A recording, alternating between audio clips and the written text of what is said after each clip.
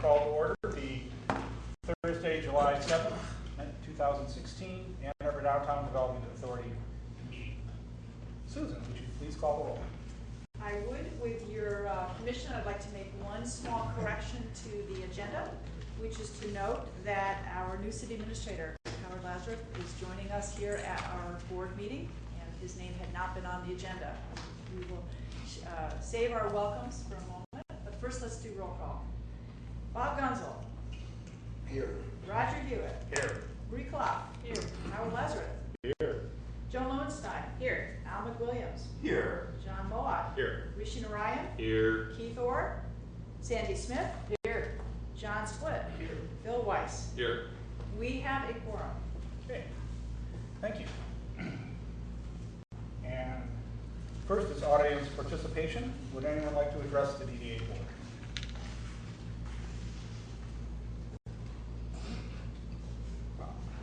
Okay, seeing none, we'll move on to reports from city boards and commissions.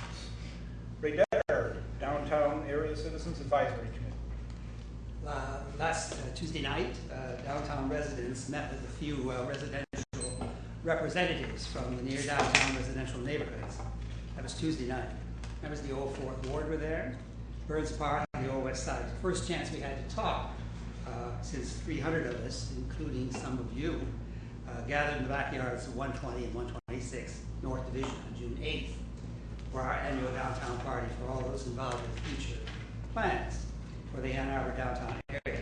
The first item on our discussion last night was to express our pleasure at what we had read and heard about Howard Lazarus, our new city administrator. We're very impressed by his management, credentials, and his record of community commitment. Members of downtown and near downtown residential groups are looking forward to working with Administrator Lazarus to preserve and improve the quality of downtown neighborhoods. Representatives of the old 4th Ward, the Downtown Area Citizens Advisory Council, and all the near downtown residential neighborhood groups are looking forward to meeting with you when you reach the point where you're not as busy as you are right now. Thank you. On other issues, as you know, the Downtown Area Citizens Advisory Council is very supportive of the DDA's actions and long-range vision for the future of downtown. And we're also pleased to be a part of the planning for pedestrian design and traffic changes in both South University and the 5th Detroit Carytown area. And last night we reviewed the Detroit Street Project public feedback summaries.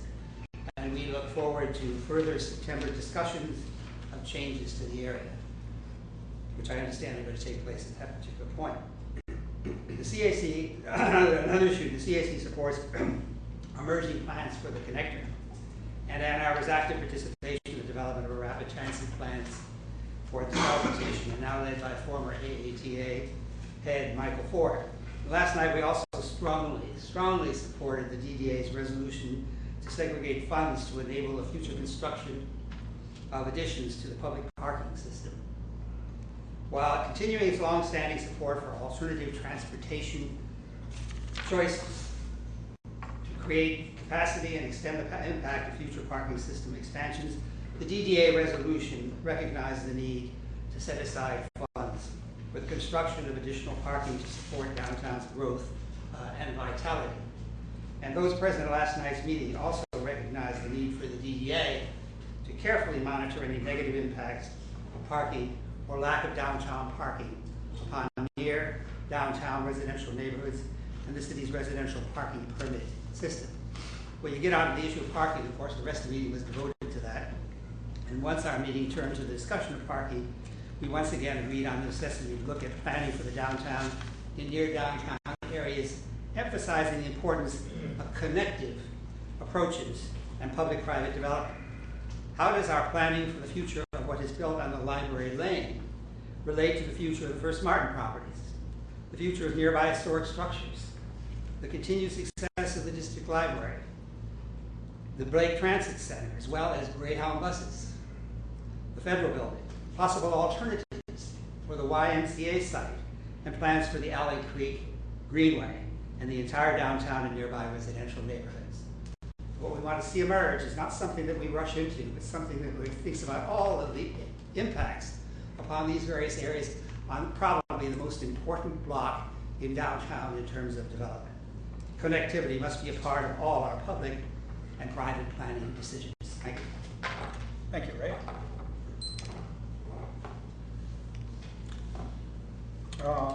Other boards and commissions? I guess I can give the connector study report. We did meet. Just to give a brief overview, for those who aren't familiar with it, the connector study started 6-7 years ago with a feasibility study to see whether such a primary corridor, transportation corridor, would be feasible. It certainly proved to be based on the ridership on the university bus system between North Campus, Central Campus, and the Medical Center. That was completed out 3 or 4 years ago. We then started an alternatives analysis. These are all requirements under the Federal Transportation Authority's guidelines to qualify for matching funds. We have just completed last month, I guess in May, the alternatives analysis. It's been made public, it's been sent to the FTA. We are now discussing how to proceed on the third phase, which is the environmental impact study as well as some preliminary engineering. The first phase was managed by the city. The second phase was managed by the Ann Arbor Area Transportation Authority. And this upcoming phase is going to be managed by the University of Michigan. We also got into funding, which has been somewhat of a sticking point. There will be a resolution coming later on, but we'll go into how the funding is going to be arranged for this next phase when we get the resolution. But there was agreement on how to proceed with the funding. So I'll glad to answer any questions. We are anticipating the next phase, which has to be completed within 2 years, to start in January and be completed in a 2-year period as the federal requirements. Okay. All right. Next, Executive Director's report. Susan. So it is a bittersweet tradition at this point that outgoing DDA members are acknowledged by our board for their service. And so my report is effectively to ask somebody here at the board table to put forward and someone else to second 2 resolutions that are in our packet, which will thank for their outstanding service Sandy Smith and Roger Hewitt. These are 2 notable individuals who've done a lot in these years on the board. So with that, I'm going to ask for your help. So I would be thrilled to put forward a resolution thanking Sandy Smith for her good work. Support. would it be helpful if someone were to read aloud for the folks at home what these resolutions say? Go ahead. Would that be okay? Here, I've said it, and I need to actually identify the page. All right. Sandy is page 3. Okay, thank you. Should be better organized. So this is a resolution thanking Sandy Smith. Whereas Sandy Smith joined the Ann Arbor Downtown Development Authority Board in 2004 and brought with her a wealth of knowledge about residential real estate, as well as the experience of being a downtown business owner and a near downtown resident. Whereas Sandy Smith has a passion for cities and urban planning, and she often shared information about exciting, innovative, and impactful projects from around the country that she felt could be studied or emulated in Ann Arbor. Whereas Sandy Smith was a crucial figure in the development of important DDA projects, including the very successful First in Washington public-private redevelopment and the 5th and Division Streetscape Improvement Project, which transformed car-centric roadways into pedestrian and bike-friendly streets with a host of new residential, commercial, and civic development and activity along the lanes. Whereas Sandy Smith spearheaded the DDA housing grant program, including helping gain DDA support for grants in support of housing projects aimed at retaining Ann Arbor's economic and social diversity. Whereas Sandy Smith was also instrumental in the development and implementation of the DDA's brownfield, partnerships, and general DDA grant policies, which helped the DDA meet its mission through its involvement with outstanding downtown projects. Whereas Sandy Smith skillfully took on leadership roles throughout her time on the DDA, including co-chairing the Partnerships Committee for several years, serving on the Executive Committee, and serving as DDA Chair in 2007 and 2014. Whereas Sandy Smith's remarkable commitment to the DDA and its mission will be sorely missed, and her devotion to the downtown and community is an inspiration to all of us who've had the good fortune to work beside her. Resolved, the Ann Arbor Downtown Development Authority, on behalf of downtown and the community, thanks Sandy Smith for her great service and abundant contributions to the downtown and indeed to the community as a whole through her work on the Ann Arbor Downtown Development Authority.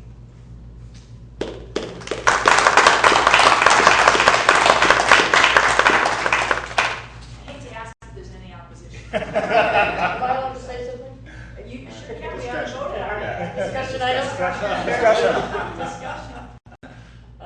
I just hope that I put as much in as I felt like I got back out, because it really was a very rewarding 12 whole years of doing this work. But I feel like I learned so much about the city and about how cities run in general, and it just have met some great people along the way. Had a chance to work with some wonderful folks, and I will miss this time, definitely.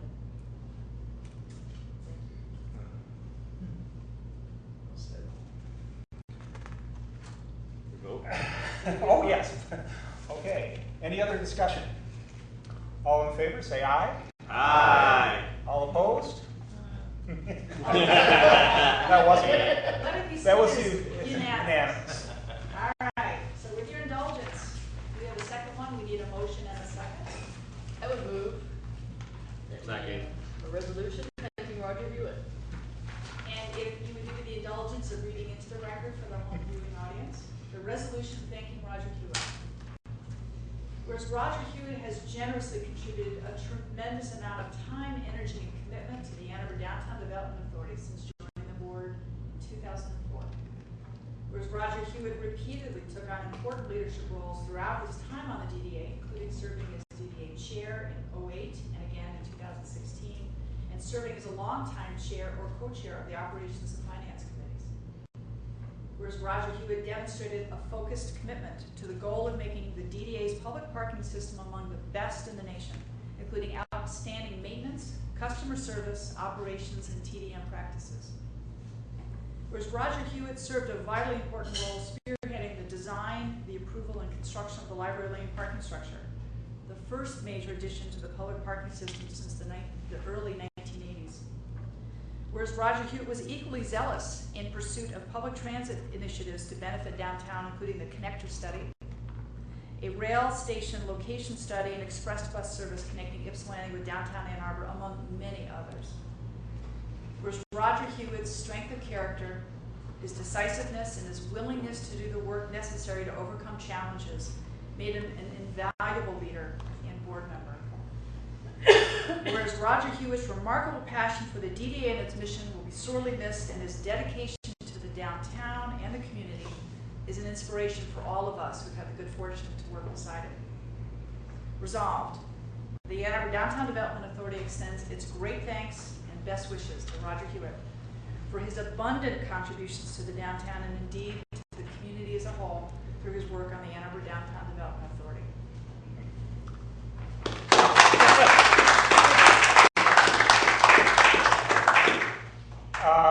Discussion? Are you sure that word was decisiveness, not divisiveness? I just want to make sure I wasn't. We can have amendments. No, Okay, it here. absolutely is worth noting. A thank you to you and to both of you for your service. Discussion? This is awkward. Now you have to put your own amendment.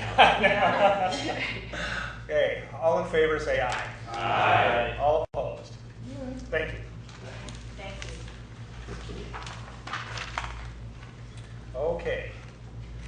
Approval of minutes of the June 2016 meeting. So moved. John? Support. John? Any discussion? All in favor say aye. Aye. Opposed? Okay, subcommittee reports. We'll start with partnerships, and Joan and Al. We're both pointing. You weren't there. Uh-oh. Okay, that means I have to do it. So first we have a resolution. So I'd like to move the resolution, which is on page 18. Second. Okay. Let me let you know what this is about. As you know, when we decided to resurrect our grants that DDA gives, we created grant applications through a lot of discussion with the board and with the partnerships committee, and we came up with what we thought was a good grant application document, and we realized after the whole grant process had gone through that we needed to tweak it a little bit. And so one area that seemed to be unclear to people applying and also seemed to need some revision from the members of the partnership committee was the requirement that it's actually our number one requirement, and that is that the project that's applying for a grant create a documented gap in the marketplace or underserved market. So we thought that this was a little too restrictive in that there could be really deserving applicants who not only would maybe close a gap, but might reestablish or continue something that was integral to the downtown, and so that requiring that it close a gap was just too restrictive. So we are proposing that that requirement be changed as you have it in the resolution, where to be eligible for a grant, a project must correct a documented gap in the marketplace or underserved market, or support a unique offering that is integral to the character of the neighborhood. Discussion. John? I have a question. The second one is act as a catalyst for additional revitalization of the area in which it is located. And obviously with our downtown being pretty successful overall, was there any conversation about whether that language needed to be tweaked or how that's interpreted, I guess? Yeah, not really, because even though we think of the downtown as a whole, remember our downtown is really the sum of its parts. And so there might be some area that needs revitalization, even though, of course, we as the DDA have been so successful in revitalizing the entire downtown. I might point Southview as an area that certainly could use some revitalization. Right, right. 415 West Washington. I'm just saying one of the applicants was a Main Street entity. Yes. Yeah. So, Okay. Any other discussion? Sam? I would take this last moment to just say that I would hope that you revisit this policy in general, because the more, after having gone through it 1 year and knowing that you're setting up for something else, I mean, I think this change is good, and I will support the change as it is, but that I hope that the board considers the policy of granting like this at all. It just seems like it's gotten out of hand from where we originally started going. So, if I were around next year, I would say let's revisit it and say I think we should terminate the program. Having said that, I will vote for this. Any other discussion? Okay. All in favor say aye. Aye. All opposed? Passes. Thank you. I think that's about it for the partnerships. Our next meeting is next week, Wednesday, July 13th at 9 a.m. And that is the one that will include our non-DDA member partners, City Council, Planning Commission, ATA, etc. Very good. Thank you. Okay, next, capital improvements. John? Thank you. So a couple of updates. The Southview project, site plans will be submitted shortly to the city. So that's the next step we have along the road. We'll see what comments come back and what that means to would expect largely it would be sort of a technical review, if you will. We are on schedule to go out to bid this fall on the project. Consultants are working on the documentation as we speak, and it's moving forward on per plan. Fifth in Detroit, at our last capital improvements committee meeting, we heard a summary of the public outreach, and I was very encouraged to hear that a lot of the feedback we got, I think, was in line with what many people on the committee had felt as far as the priorities for the project, including pedestrian safety and crossings in particular in that area, keeping in mind community high, etc. The condition of the pavement, obviously, that's kind of a no-brainer. The one thing that I thought was interesting coming back was the expression that there is confusion about the way vehicles navigate that area, the way the one-way streets work and all that. So I think that's going to be a major focus of moving forward, but looking at from a traffic point of view. So I think our sub-consultant who's looking at that, it'll be very interesting to see what their findings are. And the last item was a lack of public seating.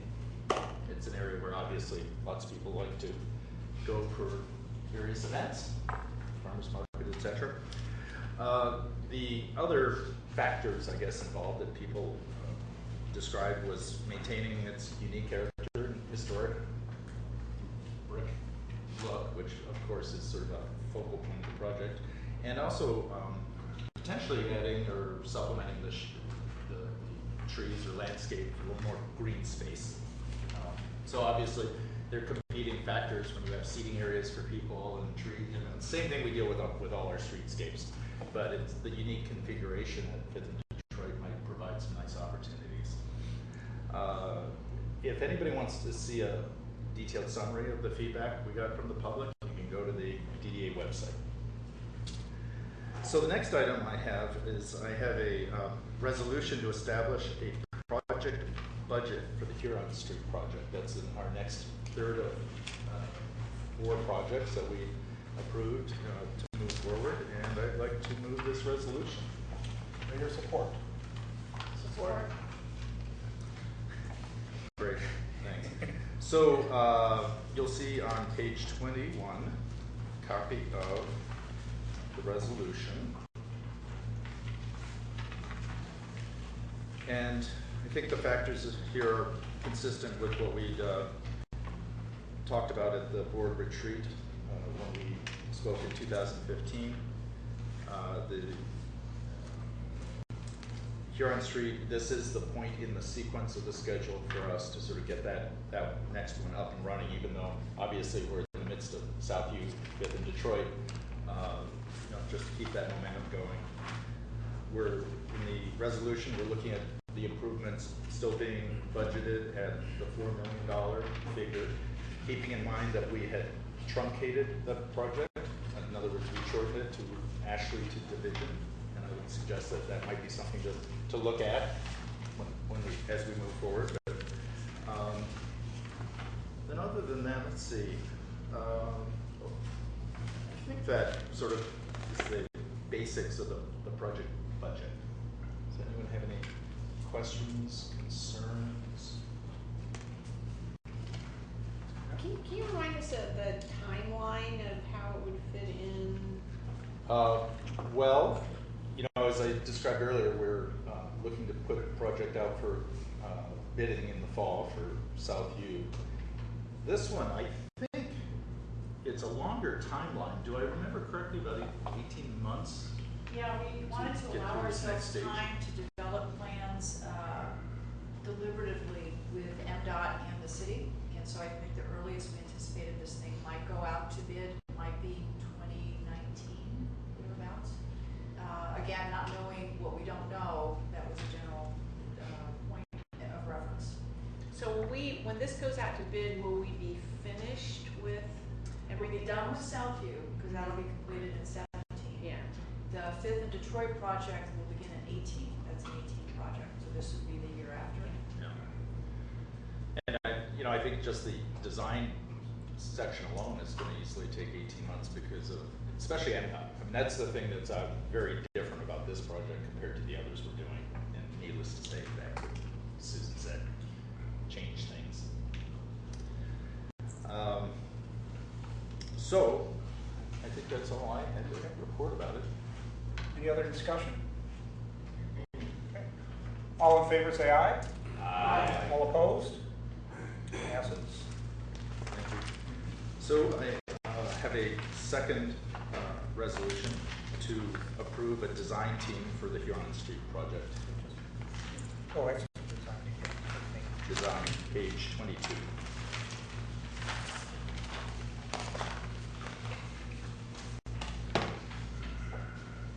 I'd like to move this resolution. With your support, John, please.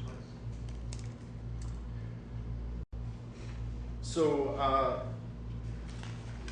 we had quite a bit of discussion at our committee meeting over a period of several months about how to approach this project, and I think that there's some pretty significant factors involved. One, as we've talked about, is MDOT, which is a very important factor. MDOT keeps a list of approved consultants for the projects they're doing, and obviously it would behoove us greatly to have somebody off their list. The other factor was, you may remember that when we put out the RFQs for design teams, we had described that we would be soliciting proposals for these kinds of projects. So we felt that Smith Group JGR has done an excellent job. We felt that based on those interviews we did with various firms, that they really were significantly ahead of the game in the fact that they've been involved in the street design manual development. They have a lot of experience in Ann Arbor. They've now had 2 projects here with us recently. So we went back to them requesting a proposal, and that would include also the financial piece, but also the commitment of staff and time, that it would fit into their schedule, which was obviously critical. And the feeling, I believe, was that they are the firm to work with. What they brought back to us from a dollars point of view was consistent as a percentage of fee with their other projects. It was right where we had anticipated them to be. Amber did a fair amount of study of what they were proposing. And you'll see some information. Those of you who've had an opportunity to read through, I think there's some other things that were in the packet that kind of gives you some more information. That's really it in a nutshell. Any discussion? Okay. All in favor say aye. Aye. All opposed?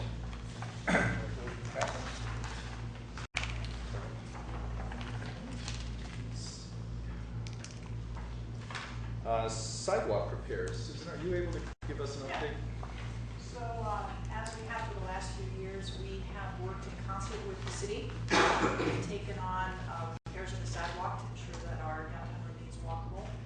Where our partnership is beneficial is we're coordinating, so we're in the same area at the same time, we're staying out of each other's hair, so it's a real coordination. The city takes on much of the concrete work, we take on much of the brick, but that's not exclusively. We've also taken on a lot of concrete as well. So we've tackled sidewalk repairs throughout much of the district. If you are looking at a downtown sidewalk, it's either got our hand on it or a city hand.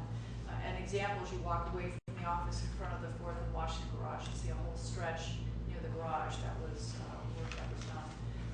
All 4 quadrants. We were in the Carytown neighborhood, we were in the South Woodbury area, just making sure it didn't get past the point of being walkable before it went out for repair, or actual construction, excuse me.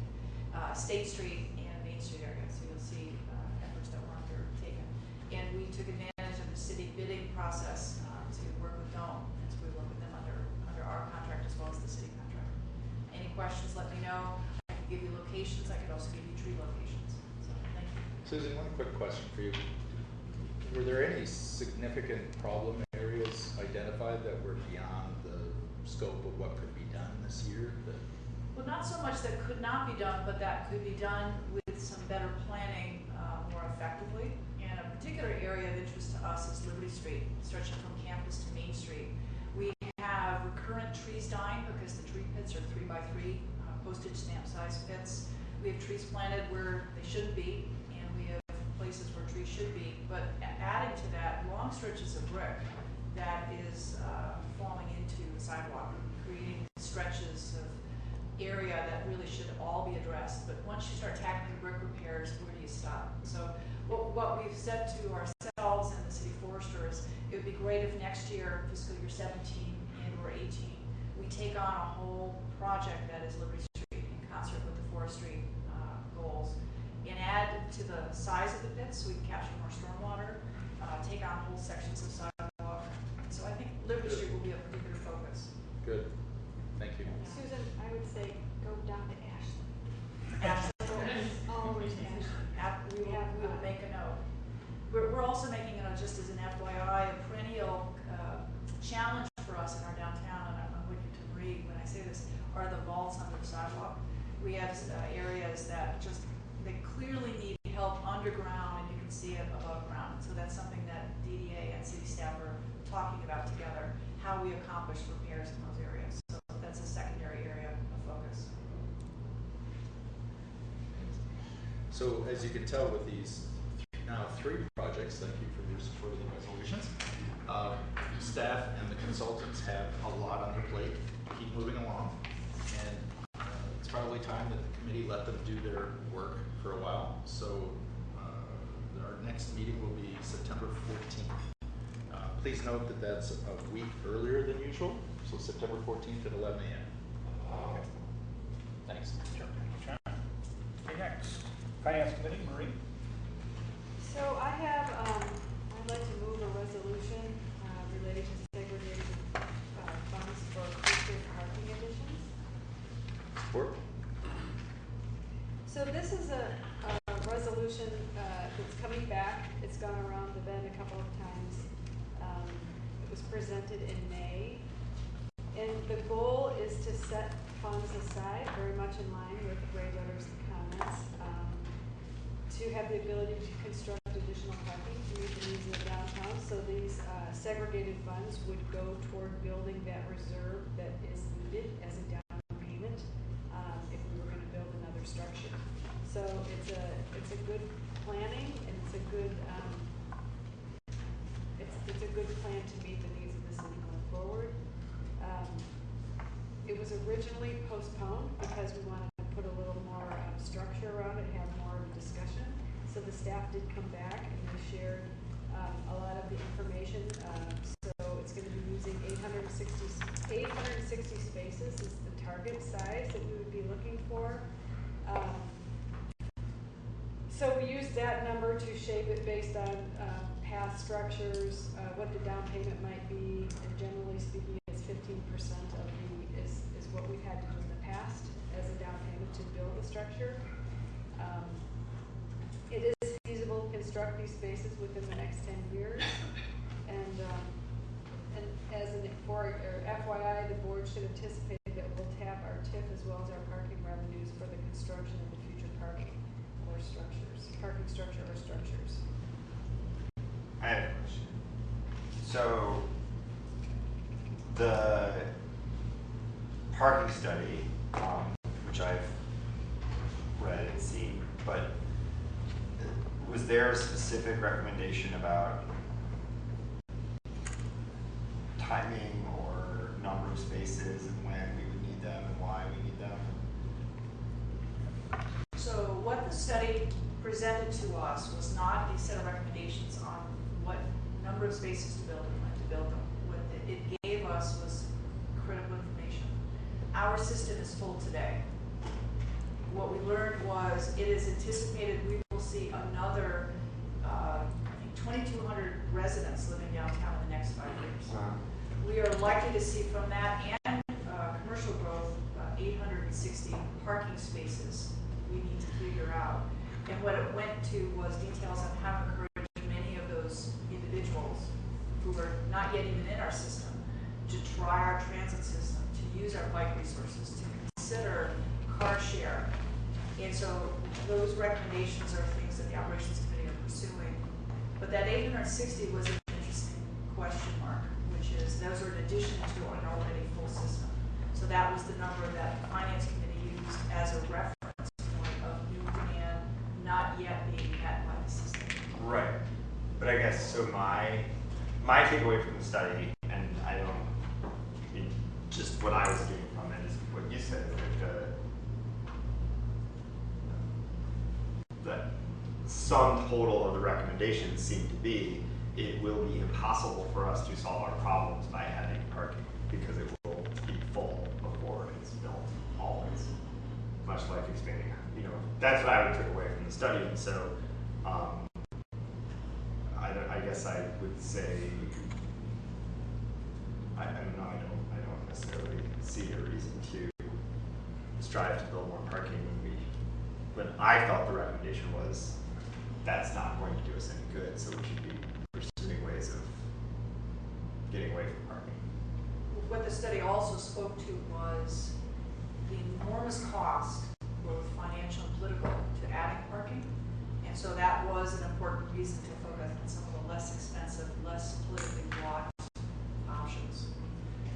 So this was not an attempt to solve that by building the garage today. I think what Finance Committee looked at, though, said was a future DDA at some future point may elect to build parking.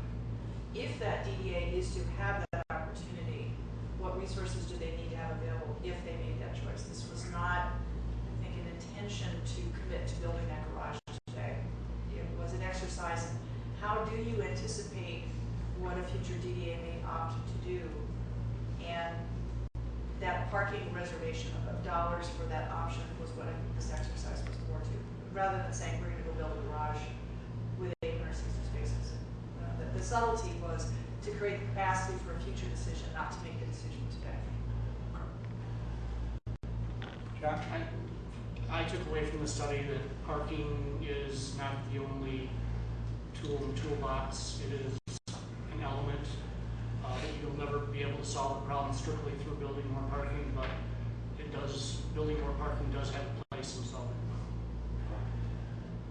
I think one other factor that's pretty interesting about how the downtown is changing is how tech firms are taking buildings and spaces and putting many more people in the same space. What Nutshell is looking at doing on Huron Street could have a tremendous number more people in it. So that's a really interesting issue, because it's theoretically means that you might not build new buildings, but the buildings that we have may have a lot more people. Just how to handle them, whether it's transit or parking or whatever. That densification of downtown seems to be a pretty strong direction things are going in, and I think from an economic development point of view, pretty important. Whatever that means to a future board. I agree, absolutely, and I think that, I guess I look at, and I believe that the information in the study supports this, is that parking is a low density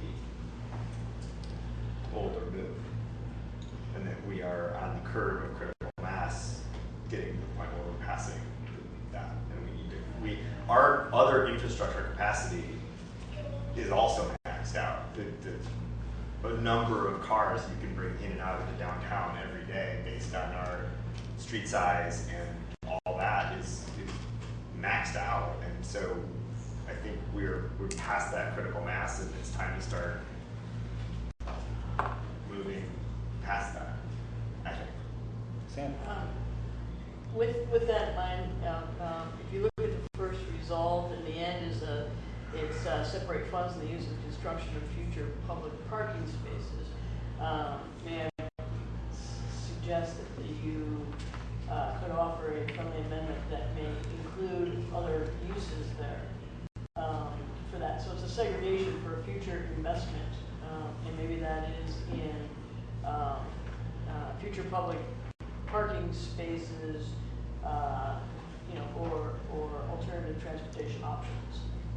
If you felt strong enough that it wasn't, because I think this is an important step for us to do. We're going to need to invest in something going forward, and I think that it's politically prudent to have it in a segregated fund. This is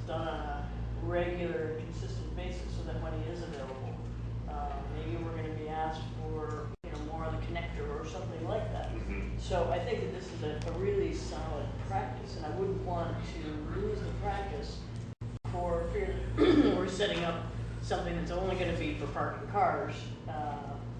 Right. We don't know that that's I necessary. mean, I'm all for, saving for prudence in the future, keeping options open. I mean, essentially, we're saying, okay, well, let's make sure that we have options when we need them, right? So I agree with that. My amendment would be more along the lines of keeping it general enough to say, providing infrastructure for increased access to downtown, or something along those lines, because I think that's what's important, right? We need to get more people into a small area conveniently.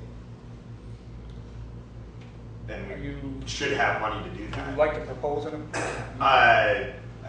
Yes. There's technically no such thing as a friendly amendment. Susan, let me know about that. In my administration, there will be no friendly amendments. I have a feeling that my amendment and discussion is relatively less than friendly at this point, seeing as I'm coming in and offering complete change to. I guess I don't know if that's an amendment or if that's me just disagreeing with the. Could I suggest something? Resolution. If we Please. look on the resolved, we go to, we'll separate funds for the use of construction of future parking spaces or transportation infrastructure. Sure. Yes. With that, Just as a point of order, when we segregate funds like this, that is not a commitment to spend it. It can be a new opportunity could come up in year 5 or something, floating parking spots.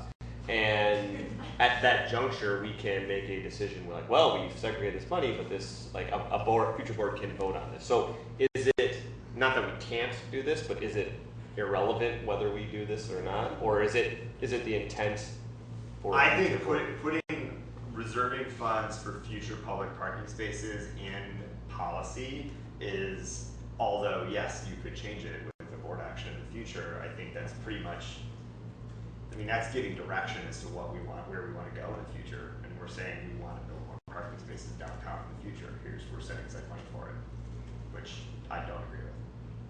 But increasing access to downtown in the most convenient and prudent way, I absolutely agree with. So I'm fine. I with just that. don't know how I was to just go curious through it. as to whether we're Certainly. making it more complicated if it's not like locked in. But I'm totally fine with making it more general, because I think that's totally true. That's the point of this, was to save up for something. Do we have, is there an amendment on? all right. Al would have to propose. All right, I propose that we add or alternative transportation infrastructure to anywhere it says parking spaces. Okay. So on the first resolve, after future public parking spaces, we have or alternative transportation infrastructure. 2, 3, 4, and 5. In the 6th whereas. And the sixth whereas. So what do you want for additional, so we have to vote? We do have We have to first vote on the amendment. So, We have a second? Do I have support for mine? Support, just for you. Okay, all right. okay. So, as amended in the 6th whereas, at the end of that,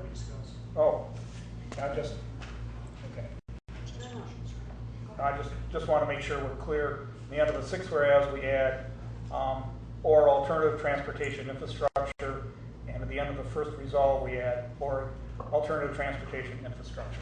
That is the amendment. Is there any discussion? John? Not to sound like a broken record, but I think you've all heard me talk a lot about the coming of autonomous vehicles and electric vehicles, and I think that could represent a significant reinvestment in how our downtown works. So I think the language that Al's suggesting would fit well into that, and that may mean not necessarily adding parking capacity per se, but a lot of technology, a lot of things, and whether it's charging stations or apps or all those sorts of things. So, I think your suggestion is makes sense to me. Because it may not just, I think a lot of people might jump to, oh, we're talking about public transportation, or we're talking about the connector. I think there might also be other aspects of independent vehicles that will change, that we'll need to invest in. And certainly that's a pretty broad. Exactly. Yeah.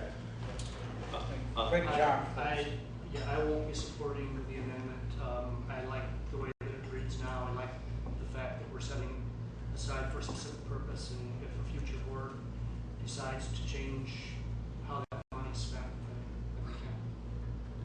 Appreciate it. I was just going to say, from the finance committee kind of point of view, as soon as we do something like this, we bring the fund down to one name: parking, housing, whatever. So I think if the point is not to influence a future board, which is I think one of the points here, and we actually really kind of need to think about what we call the fund, because forever and always it won't be this resolution that we call it. It'll be humans don't drive anymore fund or whatever, like it's going to be the fund that we name it. So that's actually something that we need to think about. But I think it's important to think of it as it's a holistic system where it's the movement of humans and goods and stuff through downtown. Yeah, I'm not saying don't do it because of that. I'm saying we should actually think about that.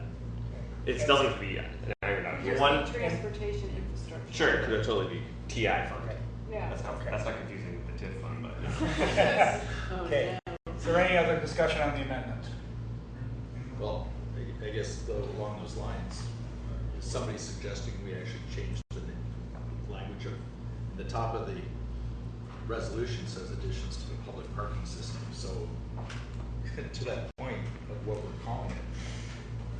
interesting. And I guess the other piece too is I don't know what all exactly the discussion was about this and whether there's enough new information here that it needs to go back again to committee. And I don't have a strong opinion on that myself, but I just want to make sure that I think the motive the committee feels that the motive of the resolution is to give us or future boards options, right? Like to when there are problems to solve, there's options to solve them with. And I think making the resolution more general just increases that motive, right? That increases the benefit to that. So. Problem I have is so you're saying that and John's saying the opposite, and I just don't have a feel for. Well, he's wrong. You know what I'm saying? Okay.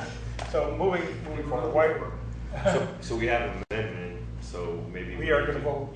Vote on the amendment and then vote on whether. Then we vote on the resolution. Okay. So everyone's clear on what the amendment is. I have a question about the title. Do you want to change the title while you're amending it? I feel like if you're going to change these to amend, the title has to change to additions to the transportation infrastructure. So they go together. Parking is a part of the transportation infrastructure, so we're just going up one level of specificity. So scratch out public parking system.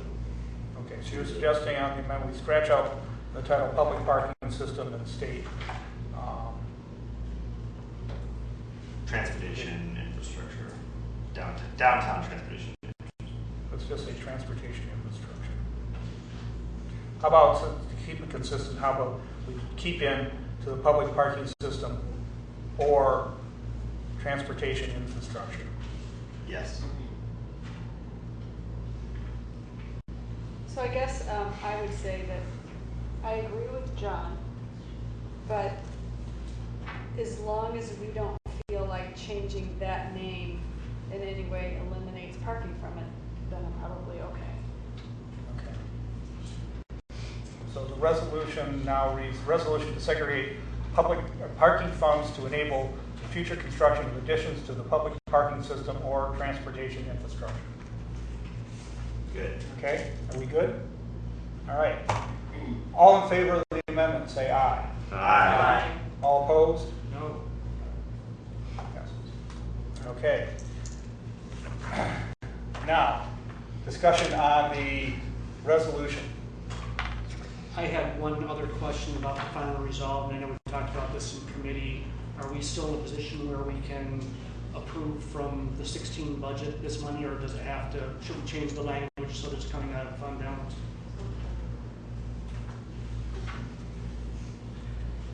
I think that by this resolution, we will be able to have it entitled on the audit that these funds were committed to this purpose. And is that the case for next meeting? I.e., if it got sent back to committee to come back again next month, would it 2 months, I guess, actually? September. And then, so that's not the case. Would that be the case at that point? Yes, No. Well, we're out of the fiscal year, if that has any matter to it. I think that you're giving direction as a board to the auditors, Okay. how you want to classify your fund balance. Okay. okay. Satisfied? Satisfied. Okay. Any other discussion? I guess, you know, in the reason I asked that question is if it's not a urgent matter, it seems that there's still more discussion to be had on it, and I know that that's probably, it's already gone around a couple times, but it's not super urgent, so, you know, why not keep talking about it a little bit? That's kind of where my head's at. I feel we've certainly talked this thing to death. We've looked at pretty good projections on what additional parking might cost, how that would be handled over both the next 10 years and saving up for it and paying for it after that. I think we would like to have this $1 million put in fiscal year 16. If we wait until to go back to committee and come back, I don't think the auditors will have done their work by that time. We'll pass the 2-month cutoff. So I think if we're going to segregate the funds for 2016, we should do it today. Is that what Joe just said, or did he say it doesn't matter? No. I mean, It has to be done. I thought you were saying it doesn't have to be done. It does have to be done. I anticipate the auditors coming in early September, which would be around the time. So it means September would be probably the cutoff That would probably be before we give them the final. before we get the final. Is my feeling is that even though I'm the one who brought up whether it needs to go back, I just want to make sure that folks on the operations committee, based on this discussion, still felt comfortable with this moving forward. And if that's the case, I'm comfortable. I think this was in finance. To vote on it. One other comment I'd make along those lines is that the dollar figure was established and sort of backing into it on the parking side. But if we even look at these other possible future alternatives for infrastructure, that's even more of a crapshoot. You know what I mean? There isn't any, I don't know that there's any other due diligence that could be done to establish a figure at this point for the alternatives. So in that light, you know, I'm fine with this. John. I made the comment at Finance Committee that we were missing a couple of members, and I was concerned about their input. They're both here today. One of them has spoken, the other one has not. If the other person would like to comment as to whether they think it's ready to go or not. If neither of them think it's ready to go, then I would support to send it back to committee. I'm one of those people who's talking about that. I was not. So I didn't hear the other one. Just to be clear. I'm comfortable, I think it's a good idea. I was comfortable in May, so. Now you're Okay, any further discussion? All in favor of the resolution, say aye. Aye. All opposed? Nay.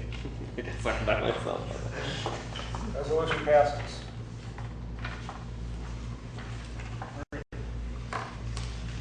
Let's see, so our next finance committee is Tuesday, August 30th at 1 p.m. Thank you. Next, Operations Committee, John Spokes, Igor's not here. I think I can wait my way through everything. First of all, on page, in the board packet, it says, on one of the pages, starting on 24, yeah. The monthly parking transportation report, and if there are any questions, we can direct them to Joe Morehouse.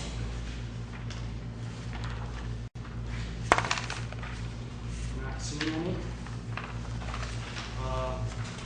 Moving on, there is a resolution on page 28 to extend the Greyhound lease agreement at the 4th Millennium Parking Structure. I'd like to move that. Second. Greyhound let us know that they are working on finding new space, but it's in the works. It's going to take them a bit longer. They have requested a lease extension through the end of the year, and the committee felt comfortable authorizing staff to negotiate that. So the committee is recommending approval. Out of curiosity, just straight up curiosity, did we covered all of our construction costs for them and everything, so we're in the black. Good. Nice to know. Any other discussion? Okay. All right. All in favor say aye. Aye. Aye. All opposed? Passes. Next,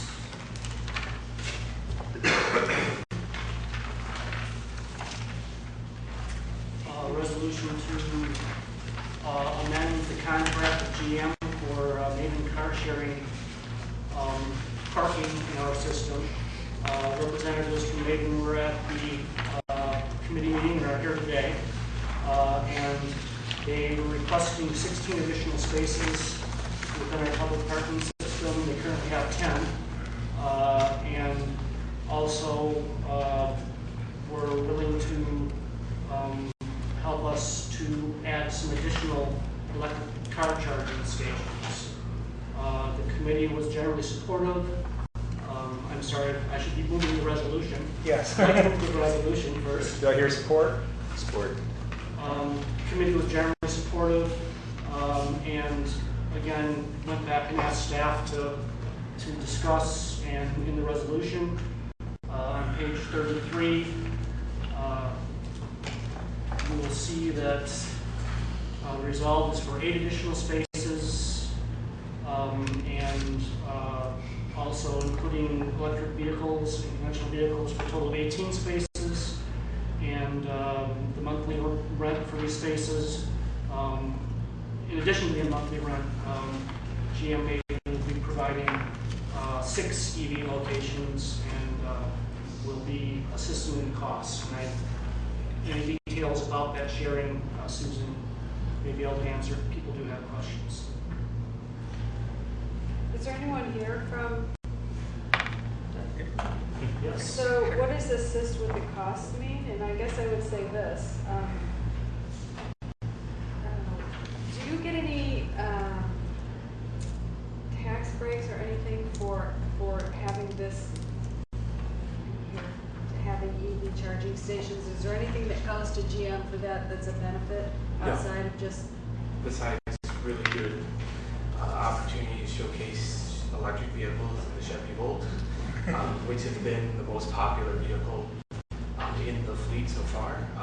So no direct benefits. I'm Alex Karras, by the way, from GM. And sorry, the first question. So I want to know what assists with the cost mean, because I think it would be great if you pay for it. And so Spoken like a true finance committee chair. Nicely done. we had a similar conversation in the committee, I believe. So we are prepared to cover, I would say, the full cost of installing, and I think the discussion that we had in the committee was, does that make sense? And in some cases it may not. For example, if we put sort of a dual head charging station in, would the DDA want some control over that data, blah, blah, blah. So not to say that we're saying no to covering a dual head for multiple spots. We're just saying let's work through it and talk. So Great, thank you. yeah. Okay. Other questions for Alex? Well, not necessarily for Alex. Maybe it's here and I'm just glossing over it, Susan. What is the timeline for our agreement with Maven? So we just began the lease, the first 10 spaces, I think it was in February, and our agreement runs out at the end of 2017. And this was done tactically because there's just such emerging, you've spoken earlier, so many changes going on, and we had a pre-existing contract with Zipcar that goes back a ways, and this, the committee wanted to re-examine where we were with things at the end of 17. Yeah, I just, would say I'm personally I'm excited about this. I don't know if you folks know. My wife works for the EPA, and her thing is electric vehicles. So, I learn a lot from her about this emerging technology and the way transit's changing, and I think it's really a great opportunity for us to share information and, all kind of looking into this new frontier, together. And so I, for one, am excited that you're here. Oh, the only thing I would say is it would be great if you would standardize the plugs.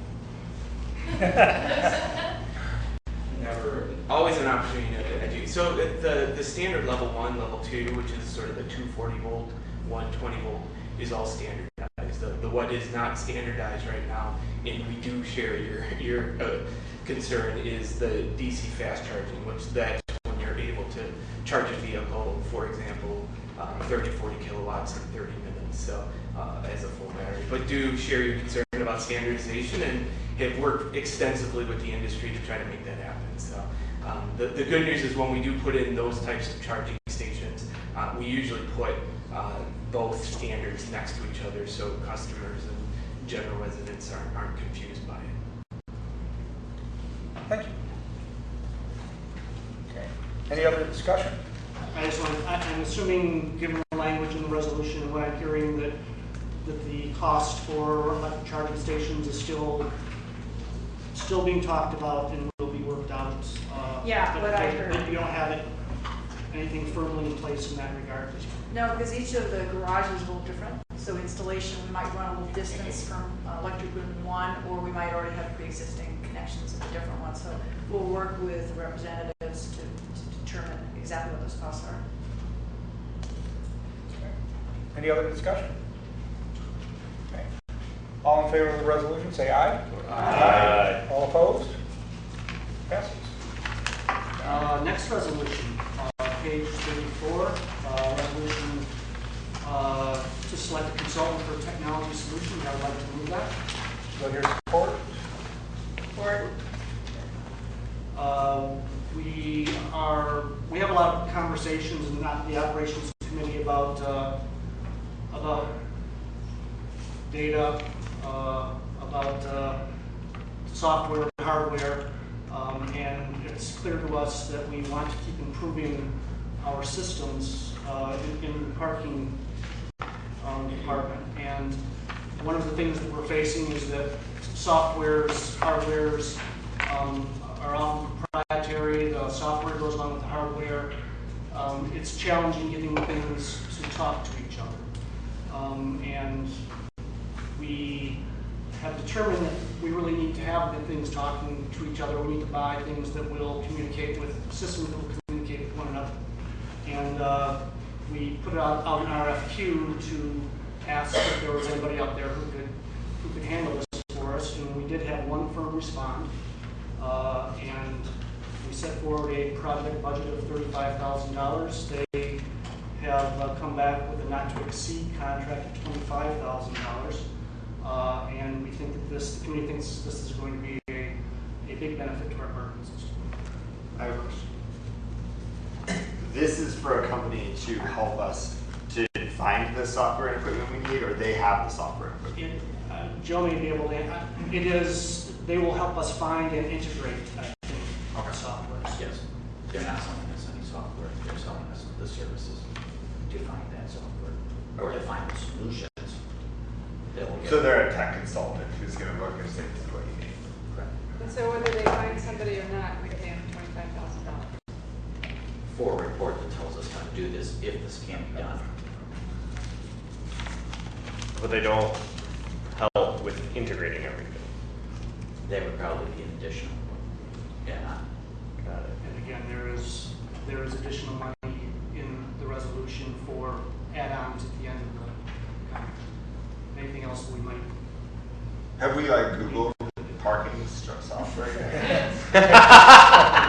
Just checking. That's how we found them. To make sure we covered all our bases. I can do it right now. That's fine. I think you'll find that parking software is not as advanced as most other industries. Yeah, that's my concern. That's my concern is that they're going to come back and say, guess what? There isn't anything.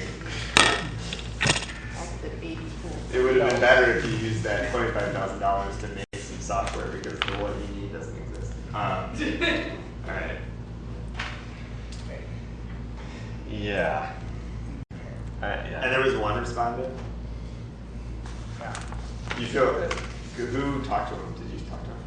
If you would like, again, I think that there is one company out there that we knew of. We weren't surprised, I think, to only get one response to this. Okay. And it's.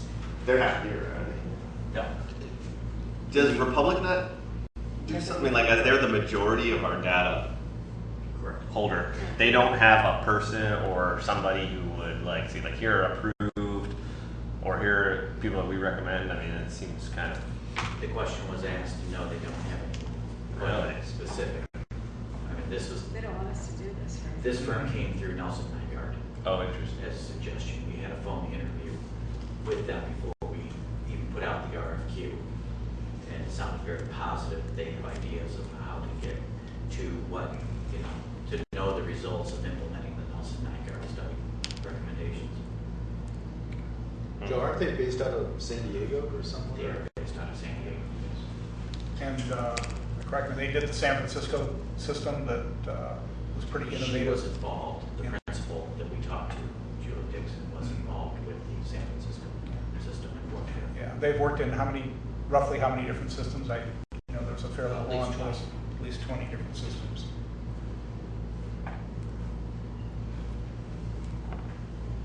Okay. I think part of the challenge we have in all this is I for one don't really have a clue what this stuff's all about. Really, it's not my world. But I think that we have to keep in mind that sort of tension between the fact that we're trying to be on the leading edge of how to run a parking system really well. And that means if that is what our philosophy wants to be and our policy wants to be moving forward, then we're going to be put in this position because there are not the things in place yet. We can't just go buy off the shelf this or that. So I think from a policy point of view, it's almost more that sort of a decision of whether or not we want to, I wouldn't say lag behind, but whether we want to be out in front or not. And it sounds like I mean, the folks who've looked into this, Joe and others, I have faith that if what we want to do is stay ahead, this is the next step of what we need to do. That's my overall, from a policy point of view, my perspective on it. Any other discussion? I guess I would just, this isn't the first time I'm kind of reading and hearing through this, so that's on me, I suppose, but I don't know, maybe it's maybe just coming from a different standpoint. It seems like it's hard for me to wrap my head around this of what they're actually offering. It seems like this is something that should be offered for free, and then to implement the actual whatever is where they actually charge us. I mean, that's like me saying like, hey, I'm gonna charge you money to figure out what t-shirt you need. Okay, cool. Now also I'm charging you to print the t-shirt. I mean, it's like something just seems odd. And maybe they do it and people don't balk at it. And I understand I'm comparing it to something that's not as complicated. But that's all. That's my thing. I think Al's kind of in the same boat as me, as we both kind of feel like this something should be. Or it's something where we go to Republic and say, hey, it's our expectation under our service that you guys are performing, you guys are keeping up with technology. Yeah, right, exactly. They can go We hire, can't- they don't we know how can't to find pull it, they data can go from hire a Republic. consultant to tell them where to find it. I think Joe's going to come and try to give us a more complete explanation. Well, what we're hiring is just the assessment of what we have and what we need. Right. We don't even know exactly what we need out of the software that we currently have.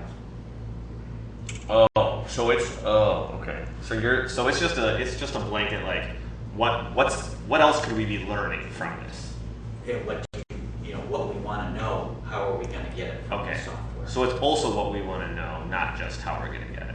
Correct. Okay. All right. Well, I guess This firm does not offer software. Got it. We could have Yeah, hired another firm that had software solutions. Right. But would they have come in and tailored them to what we want? Got it.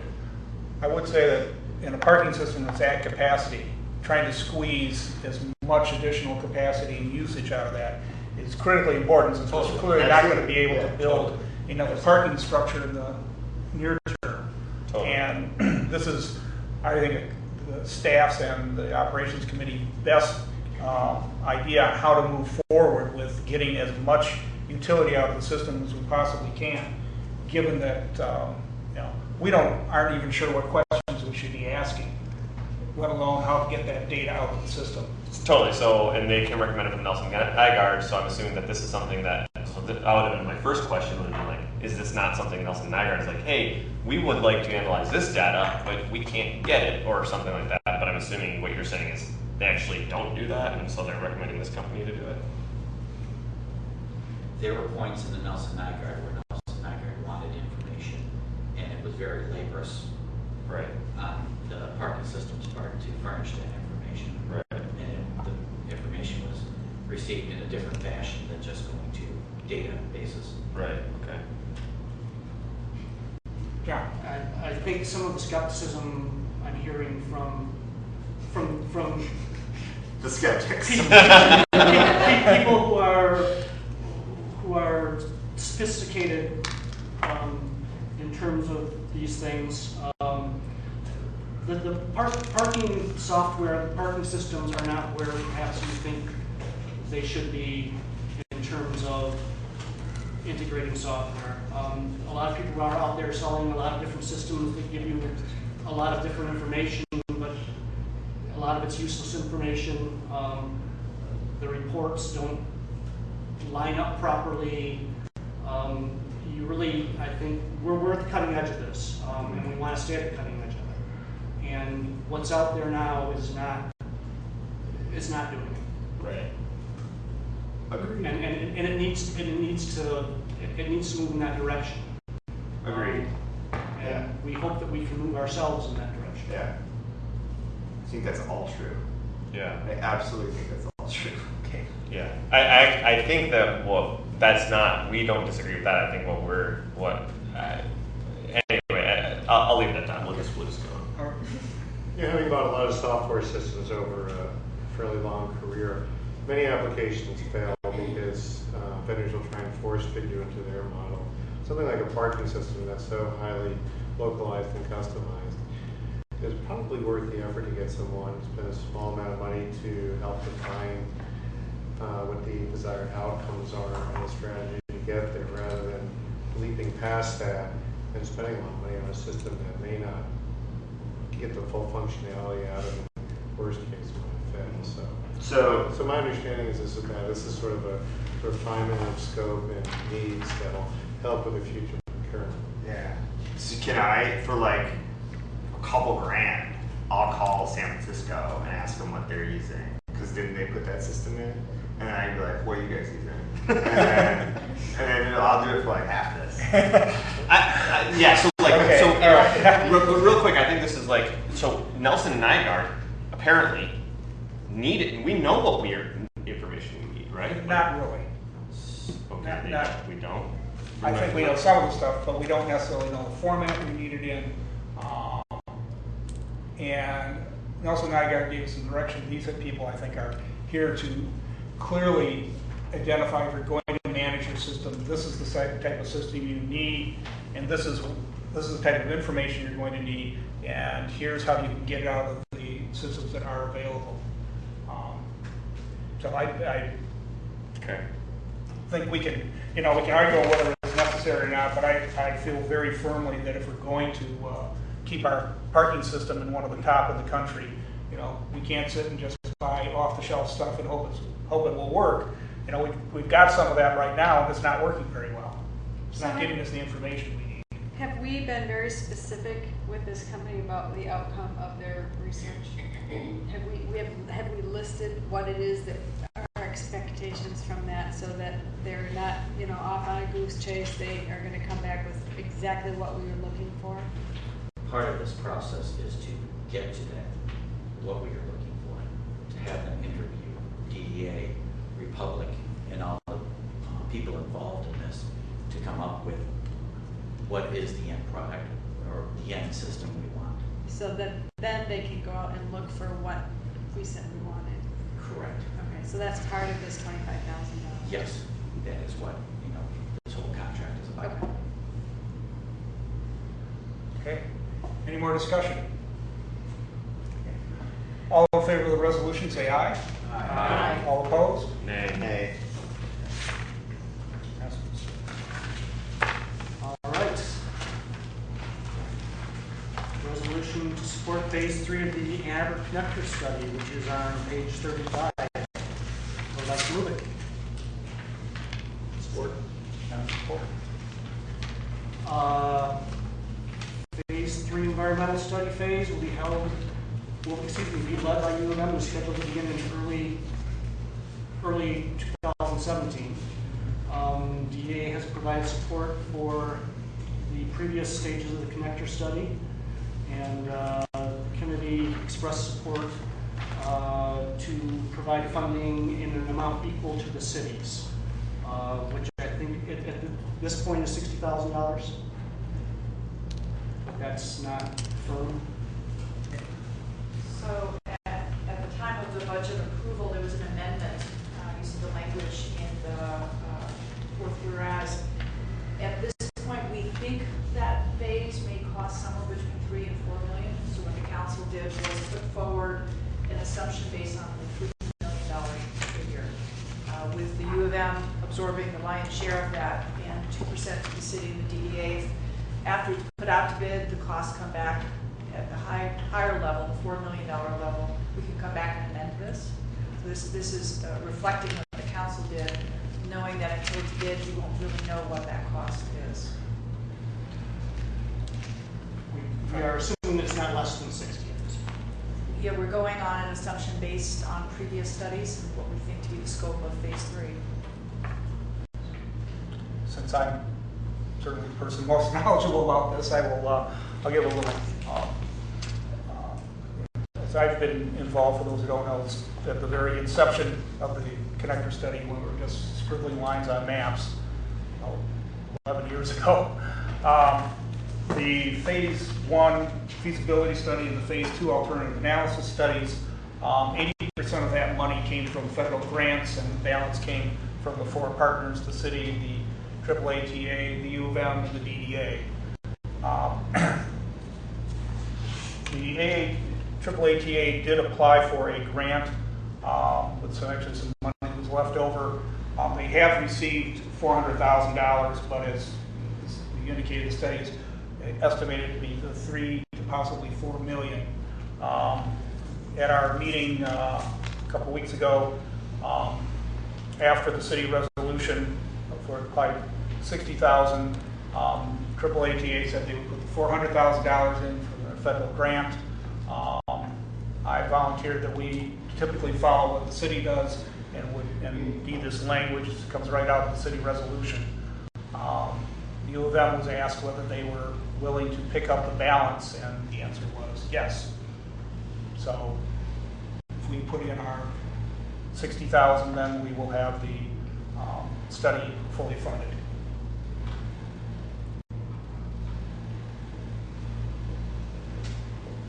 And I can probably answer any questions anyone might have. No questions. Yeah, I'm good. Okay.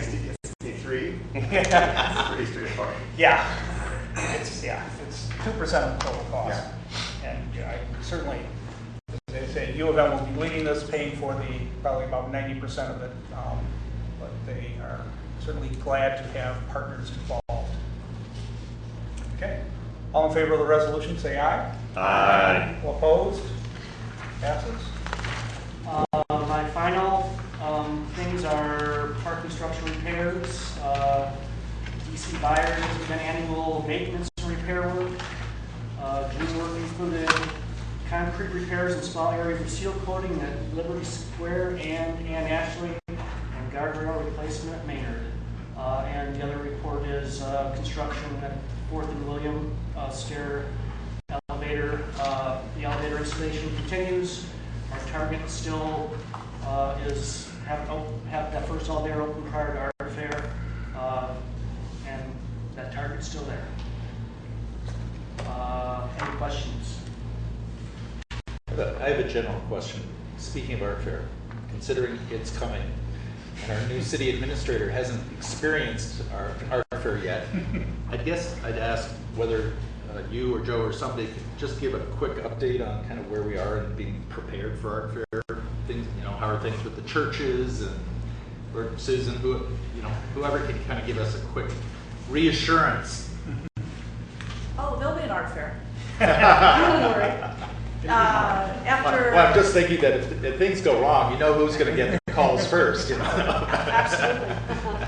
It will not be without an effort to try to let people know. The event is, I think, in its 55th year. It began in Southview, it's expanded, as you know, through most of downtown. Through that period, it's been a Wednesday through Saturday event.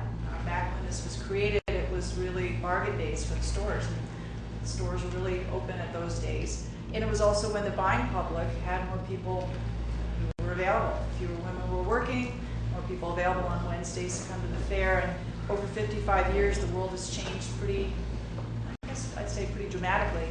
And so interest in moving the dates of the fair began talked about a few years ago. Big obstacles was mentioned was the churches. We are very fortunate and grateful to have, I think, 4 or 5 churches either in the DDA or just outside the DDA. And accommodating their parishioners is an important consideration. And over the last few years, the art fairs took on the responsibility of meeting with them, hearing their concerns, and understanding how communications could happen with the churches and the parishioners. Early in our fiscal year 16, the DDA was asked by the art fairs if we would agree to provide free parking for parishioners during the Sunday if the event was to move, and the board said yes. So over the last many months, among the many elements of dialogue have been how to accomplish that and still have a fair on Sunday. And what we've heard is a lot of organizations in place. They'll be distributing through the churches a placard that people will get, and then when they show up at the garages, Republic will accept that card. They're noted on them a demarcation, so we'll know which churches and what location. That'll be information that we can use as we debrief after this year to see what kind of communication changes need to take place. The fair itself won't begin until noon, which will allow a lot of people to get in and get out if they so choose. And one of the things we're going to be examining is how many come to church in the morning and then stay for the fair. So we'll see what happens with that. There's been communication through the area associations. There's also been communication more broadly about the change in dates. The general sense is that we're getting about as ready as you can be. And that said, even on the normal days, our fair is a little bit chaotic the first day as people figure those things out. I think this year won't be any different. The County Street Party will still stay on Monday, and there's a race and so forth, but there'll now be an extra day in there between then and when the fair starts on Thursday. That in itself will be confusing. We work through Get Downtown to communicate to employees how they can get to work and not pay the flat rate for art fair, but instead use transit. So that's already begun. And of course, working with as many people in the city as possible to broadly convey to the community what that looks like. I think the key issues that will be an interesting dialogue would be things like trash pickup. When the fair ended on Saturday, you can spend all day Sunday cleaning and then get back to everything being normal. If in fact the fair ends on Sunday, will that or will that not affect trash pickup through the rest of the community? Because of course our system is limited by the number of staff we have, the number of trucks. And if we're cleaning up art fair on Sunday night, what does that mean in terms of ability to affect service the rest of the community? Those are things that I think are being worked on. I think there's a lot of dialogue, as much communication as possible, and as with all things, we'll have to debrief afterwards and see what we can learn from. Susan, will there still be on-street parking for the churches on Sunday? There will not be in the fair area, and one of the concerns is many of the parishioners have, in some cases, some disability that makes it difficult to walk a great distance. There are dialogues around things like a golf cart to help draw, get people to where they need to park. That is definitely a concern. Another concern that I think the police are working with is on Sundays, we have provided for parking on Huron and Washtenaw, And when you have a lot of crowds coming in, that's something that also needs to be. That's what it is. I was referring to the Okay. on-street parking on Huron in particular. Yeah. Okay. This is something All right. certainly the police have for many months been talking about and figuring out strategies to communicate about not parking there and other accommodations for parishioners. Sure. Thank you. Thank you.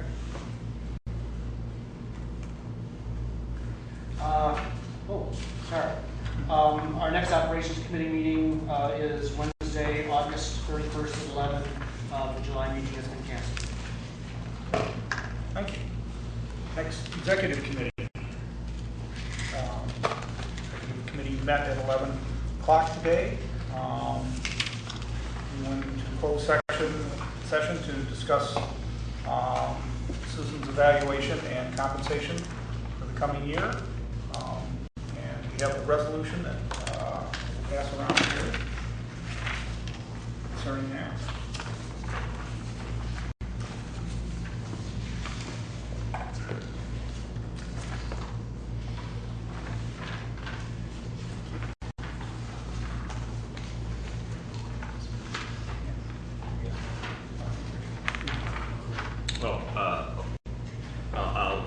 I'd like to move this resolution approving compensation change for DDA Executive Director of the Ann Arbor Downtown Development Authority for FY 2017. Do I hear support for it? You want to? Sure. Whereas Susan Polley has served as the DDA Executive Director since 1996, whereas DDA members reviewed Ms. Polley's efforts in FY 2016, and these reviews noted her many accomplishments, which included effectively working with DDA board members, adept management of DDA operations and administration, and an oversight of such important DDA projects as design development for South University improvements to be constructed in spring 2017, planning for the 5th in Detroit project in partnership with the city, annual parking structure repairs planned, bid, and now underway,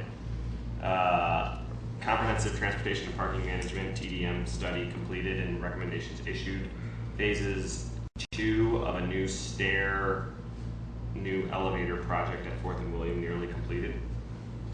Provision of DDA grants, including extension of the grant to AATA for a mid-block walkway, transportation grants such as Get Downtown and Go Pass, and the new DDA grant program, approval of grants for State Theater and Farmers Market.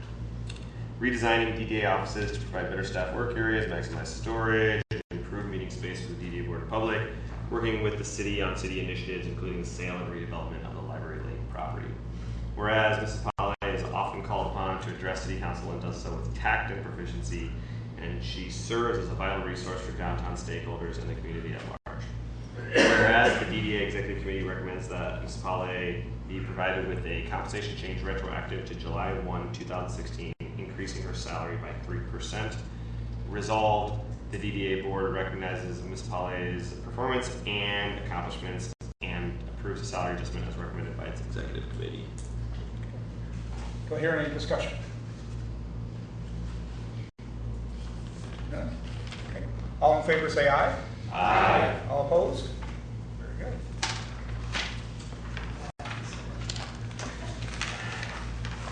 And the next executive committee meeting is Wednesday, September 7th at 11 a.m. Is there any new business? Any members of the audience like to address the board? Okay, I will entertain a motion for adjournment. Here a second. Support. All in favor? Aye. Opposed? Okay, why don't we take a 5-minute break here and then we'll come back and have the. No, I agree.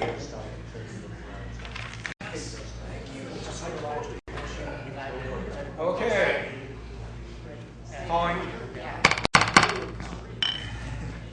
Calling to order the Ann Arbor Downtown Development Authority annual meeting. Susan, would you please call the roll? Dwight, Bob Gunzel. Here. Roger Hewitt. Here. Lee Clough. Here. Howard Lazarus. Here. Jill Lowenstein. Here. Al McWilliams. Here. John Moa. Here. Rishi Narayan. Here. Keith Orr. Sandy Smith. Here. John Split. Here. Bill Weiss. Here. Thank you. We have a quorum. Okay. New business, nomination and election of DDA board officers for fiscal year 2017. Do I hear any nominations for treasurer? I would like to nominate Marie Clough. Okay. Do I hear a support? Support. Okay. Are there any other nominees? Hearing none. Okay. All in favor of Marie Croft being the treasurer for the upcoming year, say aye. Aye. All opposed? Congratulations. Do I hear any nominations for secretary? I would like to nominate Bill Weiss as secretary. Your support. Support. Okay. Do we have any other nominees? Hearing none. Okay. All in favor of Bill Weiss being the secretary for the upcoming fiscal year, say aye. Aye. All opposed? Congratulations. All right. Any nominations for vice chair?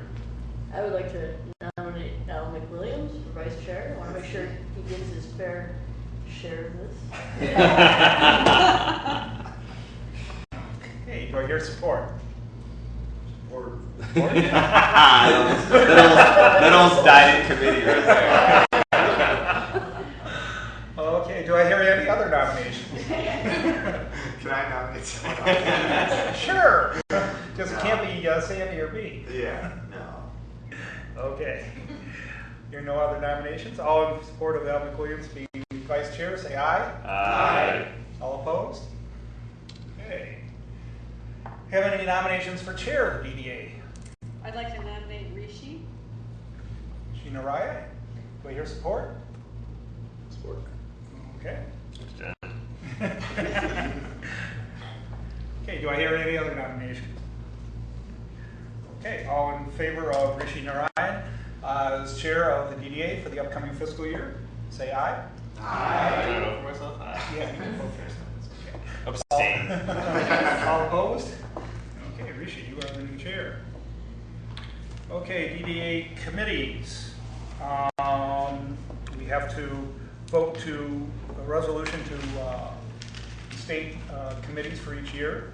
The first will be a resolution to reappoint the DDA Capital Improvements Committee. We know the chair at this point too? Well, John Moa has volunteered to be chair, right? Good. Okay. So, can I have a support to move the resolution? I'll move the resolution. Do I hear support? Support. Okay, any discussion? All in favor say aye. Aye. Opposed? Okay, next, Operations Committee, resolution to reappoint DDA Operations Committee, parentheses Parking and Transportation Committee. And Keith Orr and John Split have agreed to continue as chairs. So move. Do I hear support? Support. Okay.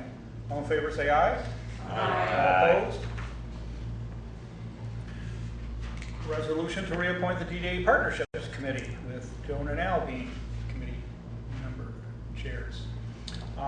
Do you support a resolution to support, move a resolution to reappoint the DDA Partnership Committee? Move the resolution. And support? Support. Support. Okay. Discussion? All in favor say aye. Aye. All opposed? And onward, resolution to reappoint the DDA Finance Committee with Marie continuing as chair. Support? Oh, so moved. So moved. Support. Support. Second support. Okay. Okay. All in favor say aye. Aye. Okay. And last, the DDA Executive Committee. Under the bylaws, that is the Executive Committee considers the officers and typically it's just the officers, right? Just the officers. Yes. And no need to reappoint, it's just under bylaws. Oh, that's, okay, that's under the bylaws, so we don't. Question on that? Will that include the last remaining chair that's still on the board? John will not remain on the executive committee? Last man standing. I believe it is just, technically just the Last- officers, is it? I Last one think chair. it Oh, yeah, would have been it's not- Roger. That's it. I can double check with Jerry what that means. describe it, like how far back do you go? Right, but so would Roger, but in Roger's absence, then do you have another member in there, and is John Willott part of that executive committee? Yeah, oh, that's true, that's a great question. As the last former chair. I'd be happy to do it It would be grateful if to have you. if Jerry is okay with it. These are non-voting positions anyway, Yeah. ex officio, but it'd be great to have you. Good. I'll ask just because it's interesting. Okay. That takes care of all the resolutions. So that then leads to an important part of our annual meetings where staff have a chance to say thank you both to the board and to our chair. You are all volunteers, you work tirelessly, and I don't know that our community realizes how important it is to our downtown and its vibrancy that community members like yourselves have made the time to participate on the DDA, lend your wisdom, bring to us your experiences and your insights. And this year was an extraordinary year. We accomplished an enormous amount, and I want to thank you all. I mean, as our volunteers, you are our eyes and ears also in what's important to the community, and I look forward to the next year serving with many of you as we get into next year. But a thank you to all of you for the time and the experiences and the insights that you gave us. It really needs to be noted because, I don't know that our community would be where it is today if it was just paid staff and consultants. It's the passion of volunteers, community residents who make the time and bring your best selves to boards like this. I just want to make a note of that to anyone who's listening. This is also a chance to say thank you to Roger Hewitt. It's with sadness that we're seeing you off our board. It's also with sadness that we're saying goodbye to you as our chair this year. You've done an extraordinary amount, and you bring great strength of character, as was noted in your resolution. And it helps staff a lot. We always knew what you wanted, and that makes it easier to try to meet those expectations. So on behalf of my colleagues at the DDA, we want to thank you for having made extraordinary amounts of time this year, on top of all the other time, that time that's needed to be our board chair. And this is a small thank you from all of us. So thank you. You're welcome to open. Okay. Everyone be surprised. Do you think Joe's gonna get a lump of coal next year? I want to know when I stepped down as chair, I got a rock. Oh, I did.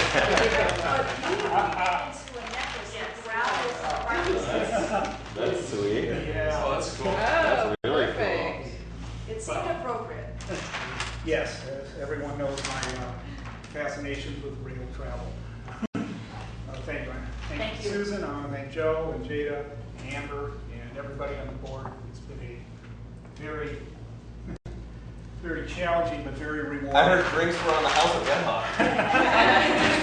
Yeah, happy hour starts in an hour. So I want to thank everybody. It has been very rewarding. I reflect back now. When I first started working downtown over 30 years ago at the Michigan Theater,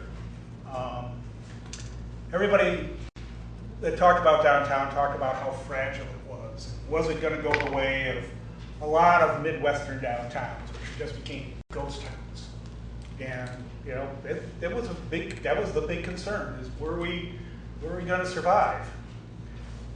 When I started on the DDA in 2004, I was on the steering committee that put in the new zoning, and one of the hopes was that we had 100 new residences in the DDA area a year over a 25-year period, or 2,500. We passed that in less than 10 years. There's been an enormous amount of growth and vitality that I've seen in the downtown. It's really been spectacular. We've really changed from a town into a city, and to what I'm viewing now is really functioning much like a very small metropolitan area. You have lots of major employers. We have a vibrant urban core. We have suburbs. Although it's certainly not on the scale of a metropolitan city, functioning very much like one now. And I think the challenges for the DDA are going to be much greater going forward, because the challenges of a bigger city are much greater than a small town. And I think we've got good people around to do that. I think looking forward, I think we really haven't changed much in how the board functions or how staff functions. Our structure hasn't really changed much since I have been here, but our revenue's doubled. The expectations have doubled. The political issues have certainly been dramatic. So it's a challenging time, I think, for the DDA, but an exciting time. I wish everyone well. I think it would certainly be good for the board to look at what its role should be going forward in a much larger DDA than certainly when I started, and what structure the DDA should have. I think it's a good time to look at what the future should be for the DDA and how that can be accomplished. But it's time for me to leave. I've been here long enough. So again, thank you all. It's been a wonderful, wonderful experience that I will always treasure. Thanks very much. And with that, I would ask for public comment.